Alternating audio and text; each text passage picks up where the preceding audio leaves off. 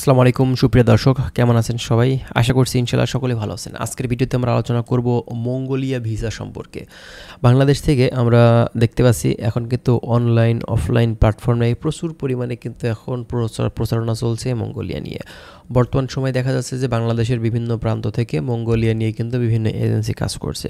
সেটা হতে পারে ভালো এজেন্সি, হতে পারে আপনার ফ্রড এজেন্সি। এখন কথা হচ্ছে আপনারা যাবেন, আপনাদের দায়িত্ব হচ্ছে একটা ভালো এজেন্সি খুঁজে বের করা এবং একটা ভালো মাধ্যমকে আপনাদের ডকুমেন্টসগুলো বা টাকা পয়সাগুলো সাবমিট করা, যেন আপনি এই দেশটিতে এই মঙ্গোলিয়াতে যেতে পারেন। তবে অবশ্যই আপনাদের ফার্স্ট একটা কথা বলবো যে এজেন্সির মাধ্যম দিয়ে যান না কেন, ফার্স্টের দিকে আপনারা কখনোই বেশি টাকা দিবেন না। 10,000 20,000 টাকা আপনি সিকিউরিটি হিসেবে দিতে পারেন, তার বেশি টাকা কখনোই দিবেন না। আপনার ভিসা হবে, আপনার ম্যান পাওয়ার হবে, ফুল টাকা পেমেন্ট করে তারপর আপনি ফ্লাই করবেন। তো এখন আসেন বর্তমান সময় এখন এই মঙ্গোলিয়া ভিসার এখন কি পরিস্থিতি, ভিসা কি এখন দিচ্ছে? বর্তমান সময় কি এখন আসলে ভিসা খোলা আছে মঙ্গোলিয়ার? দেখুন, আমরা কিন্তু বিগত দিনগুলো থেকে দেখছি মঙ্গোলিয়া নিয়ে কিন্তু অনেকেই প্রচারণা করছে। মঙ্গোলিয়ার বর্তমান সময় কিন্তু এখন পর্যন্ত ভিসা খোলা আছে। আপনারা যদি ভালো একটা এজেন্সি ধরতে পারেন, ভালো একটা মাধ্যম ধরতে পারেন, অবশ্যই আপনারা বর্তমান সময়ে 2025 সালে কিন্তু মঙ্গোলিয়াতে একটা ভালো কোম্পানিতে আপনারা ঢুকতে পারবেন। তো অনেকে বলছেন যে ভাই আমি তো মঙ্গোলিয়াতে ফাইল দিতে চাই, তো এক্ষেত্রে এখন ভাই টেনশনের ভিতর পড়ে গেছি, ফাইল দিব কিনা, নতুন দেশ। ভাই দেখেন, নতুন দেশ মূলত আপনি যদি একজন দক্ষ কর্মী হয়ে থাকেন, দেখেন নতুন দেশে মূলত কারা যাবেন? যাদের কর্মদক্ষতা আছে। একজন সাধারণ কর্মী আপনার একদম নতুন দেশে না যাওয়াটা আমার মনে হয় বেটার, কারণ এইসব দেশগুলোতে যাওয়ার পরে আপনি কী ধরনের সুযোগ সুবিধা পাবেন আগে থেকে কিন্তু বোঝা যায় না। এজেন্সিরা যা বলে সেটা কিন্তু সেখানে গিয়ে হয় না। তো এক্ষেত্রে আপনি যদি দক্ষ কর্মী হয়ে থাকেন, স্কিল ওয়ার্কার হয়ে থাকেন, সেক্ষেত্রে আপনি সেখানে গেলে স্যালারিটা বেশি পাবেন এবং দেখা যাবে যে যেহেতু দক্ষ কর্মী, সেক্ষেত্রে আপনি কিন্তু সুযোগ সুবিধাটাও সাধারণ কর্মীর থেকে ভালো পাবেন।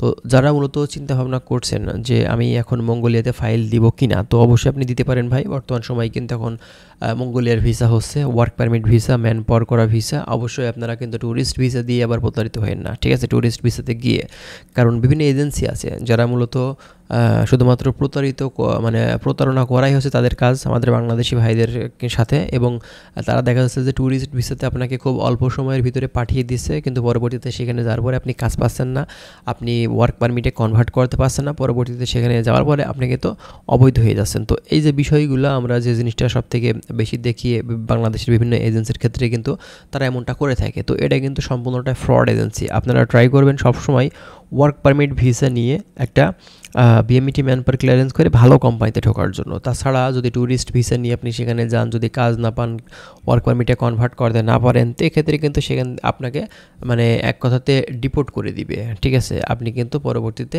এই মঙ্গোলিয়াতে ঢুকতে পারবেন না। তো বর্তমান সময়ে কিন্তু ভাই মঙ্গোলিয়া নিয়ে এখন বিভিন্ন এজেন্সি কাজ করছে, আমরা যতটুকু দেখতে পাচ্ছি ভালো ভালো এজেন্সি এখন কাজ করছে, রিক্রুটিং এজেন্সি যাদের RL নাম্বার আছে। আপনারা ট্রাই করতে পারেন ভালো এজেন্সি দ্বারা। বর্তমান সময়ে ভিসা হচ্ছে, কোনো সন্দেহ নেই। যদি দক্ষ কর্মী হয়ে থাকেন, সেখানে ভালো অ্যামাউন্টের স্যালারিও কিন্তু আপনারা পেয়ে যাবেন 2025 সালে এসে, এবং স্টেপ বাই স্টেপ প্রতি বছরই কিন্তু আপনার স্যালারিটা ইনক্রিজ হবে ইনশাল্লাহ, যদি ভালো একটা কোম্পানিতে আপনি ঢুকতে পারেন, ঠিক আছে? বিশেষ করে বিল্ডিং কনস্ট্রাকশন সেক্টরে যাদের কাজের মূলত আসলে দক্ষতা আছে, হ্যাঁ, মূলত তারা কিন্তু দেখা যাচ্ছে যে বিল্ডিং কনস্ট্রাকশন সাইটের বিভিন্ন ধরনের যে কাজগুলো আছে, যেমনটা ধরুন আপনার mason tiles, mason welder, plumber, still fixer, carpenter, বিভিন্ন ধরনের কাজ কিন্তু আসলে হয়ে থাকে আপনার এই বিল্ডিং কনস্ট্রাকশন সাইটে। তো আপনারা যদি যে কোনো একটা সাইটের ভালো কাজ শিখে যদি যেতে পারেন, সেক্ষেত্রে ভালো অ্যামাউন্টের স্যালারি কিন্তু মান্থলি আপনি সেখান থেকে তুলতে পারবেন, ঠিক আছে?